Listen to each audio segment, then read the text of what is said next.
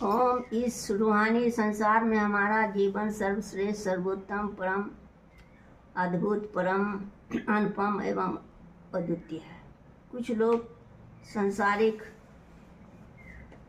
सांसारिक ममताओं से बंधनों में बंधे हुए हैं। यह हमारी आसक्ति के कारण होता है। यह कभी सुख कभी दुख के झूले में झूलते रहते हैं। कुछ मनुष्य ऐसे होते हैं जो माया मोह से, परिवार से अनासक्त होते हैं। वह संसार में रहते हुए भी अपना कर्तव्य का पालन करते हुए मुक्त जीवन जीते हैं। वह संसार में रहते हुए भी वह संसार में नहीं रहता, क्योंकि अब उसमें संसार ही नहीं रहा। वह देश में रहते हुए भी देह में रहते हुए भी विदेह हो जाता है। अब देह में उसकी कोई आसक्ति ही नहीं रही, क्योंकि उसके हृदय की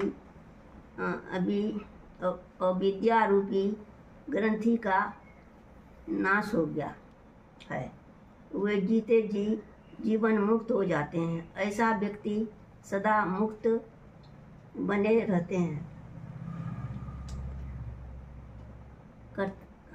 मुक्त रहना ही उनका कर्तव्य है। वह देह में रहते हुए भी सदा परम अतुलनीय, परम अवर्णनीय, परम अलौकिक, परम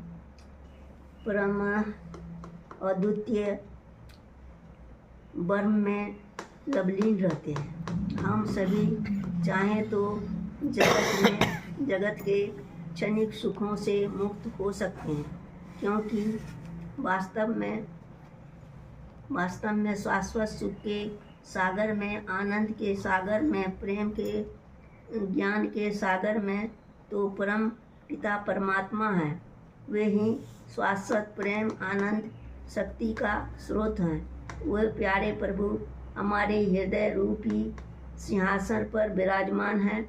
हम परम प्यारे परमात्मा का अनुभूति में पल पल, हर क्षण मस्त, अलमस्त, मदमस्त, आनंदित, आह्लादित, पुलकित, मंत्रमुग्ध, आनंद मगन रहें। संसारिक विषयों से, धन दौलत से जो आनंद मिलता है उससे हमें कभी तृप्ति नहीं हो सकती है। उसका और प्राप्त करने